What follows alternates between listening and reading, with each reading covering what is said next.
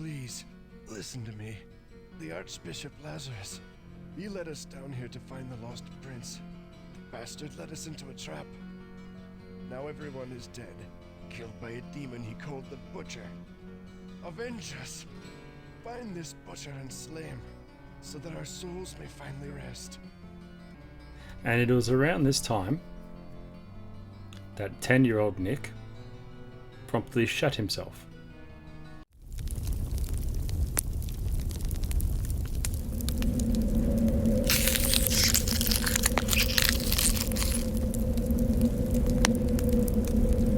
Diablo is an action role-playing game with an isometric view, developed by Blizzard North and released by Blizzard Entertainment back in 1997. Diablo has heavy action and horror themes, which terrified me so much when I played it a long time ago when I was much younger, and I can also still remember the exact moment when I was playing the demo for the very first time. The setting of the game is the small town of Tristram and its local cathedral. You take the role of one of 3 brave heroes. The warrior is fearsome up close and the most physical out of the 3, who specializes in close quarters combat. His primary stats are strength and vitality, having the highest level caps, enabling the warrior to wield the heaviest armors and weapon in the game, as well as having the highest health pool, which gives the warrior the ability to stand toe-to-toe with the most fearsome creatures hell has to offer. The rogue is extremely deadly at ranged physical combat. She may not be as strong as the warrior, but she makes up with it for her dexterity. Being her main stat, it can far exceed the warrior's, helping her armor class and 2 hit stats.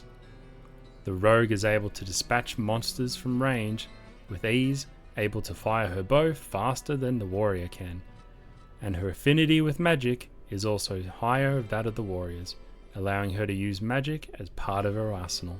The sorcerer is a master of spellcasting. Having magic as his main stat, he can learn and upgrade the most spells, boasting the highest mana pool. Even though he is the most physically weak out of the 3 characters, having the lowest caps for strength, vitality and dexterity, once he learns the spell Mana Shield, his survivability goes through the roof. The sorceress's ability to have a high magic stat also enables him to wield the most potent magic staves in the game. Once you have selected your hero, your goal is to battle the hordes of hell and rescue the king's kidnapped son, and eventually slay the Lord of Terror himself. As daunting as that may sound, you are not alone in this fight. There are many townsfolk who are there to help you reach your goal. The music in Diablo is outstanding. Tristram's theme is one of the best songs in any game in my opinion. It puts an instant feeling of dread in the player the moment you log in. The game only consists of 6 music tracks, 1 for each environment and the intro screen. That being said, I have never been bored listening to the music, as every track is expertly composed by Matt Uelmen. Ilnus Talcon voices the rogue and Gillian. Michael Goh voices the sorcerer and Deckard Cain. Paul Earding voices the warrior, Pepin, Lazarus and the narrator. Lanny Marilla, Adria the witch and Wirt. Every member of the cast does an amazing job. The delivery of the lines mixed with the subject matter will stay with you well after you finish the game.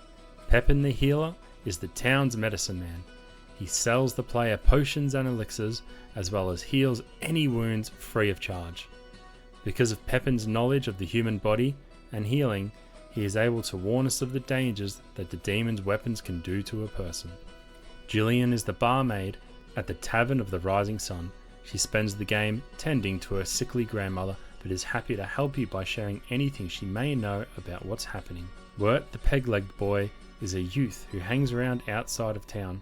He was kidnapped by demons and taken into the depths of the cathedral. If it wasn't for Griswold, Wirt would have died that day. Pepin did all he could for the boy, but could not save his leg. Wirt is a stable boy at the Tavern of the Rising Sun, and through working with thieves and other urchins, has gained access to all sorts of rare arms and armor that he is more than happy to sell to our heroes, at a price. Ogden is the owner of the Tavern of the Rising Sun. He lives in town with his wife and offers advice and shelter for the hero and remaining townsfolk. Farnham the Drunk has to be one of the saddest stories you will encounter. He was a good man once, but on that fateful day, he was with the townsfolk when they joined Lazarus into the cathedral.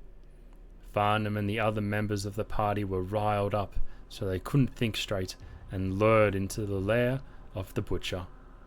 Farnham barely survived, risking his life to save Griswold from the slaughter. He suffered many wounds, not only physical but mental and spiritual. Pepin healed what he could of his body, but his mind will forever be damaged. Griswold the blacksmith is one of our greatest allies. He sells the heroes arms and armor, as well as repairing any damaged items that come his way, but for a fee. He has great knowledge about the weapons the demons use, and even gives a quest or two to forge unique items for our heroes. Adria the witch lives in a small shack outside of town. She can restore lost mana and has a large selection of potions, books, staves and scrolls. When the heroes run into black magic under the cathedral, Adria is always willing to share what she knows to help. The last town member, the mysterious old man Deckard Cain, who seems to always know something about everything. He is able to identify any items that the heroes find on their adventure, and shares what he knows about the lore of the demons and the three great evils. Diablo's gameplay may be simple compared to the other games in the series. You can't do any in-depth builds like the second game, or go hunting for rare sets of armor, but in its simplicity is pure gold. You start at level 1 in the cathedral, working your way down into the catacombs, then into the caves, and then into hell itself. You kill monsters, gain loot, and even find the occasional quest every couple of levels or so. But unlike the other games in the series, I found that the gold in this game was very important. It is a great resource to have, as late game items can be very expensive and there is only a finite amount of gold, as the dungeon does not reset itself when exiting and entering the game. I feel that the atmosphere in Diablo 1 is unmatched across all the other games in the series. The music, mixed with the claustrophobia and voice acting, will put almost anyone on edge. And as I get older, the slower pace of the game, mixed with its 10 out of 10 atmosphere, make it easily my most favourite game in the series. I know a lot of people think Diablo 2 is the best, and it is pretty darn good, but to me, I've never been bored and have always had a great time playing this. I just about go through this game every couple of years and have a complete blast doing it. In conclusion, Diablo is a fantastic game. If you have not yet played it, you are missing out on an experience you will never forget. Thank you very much for watching. I hope you've enjoyed my video. If you have already subscribed, I thank you for your support. It means a lot. If you haven't gotten around to it yet, that's alright, but I'd greatly appreciate it if you could. Every little bit helps.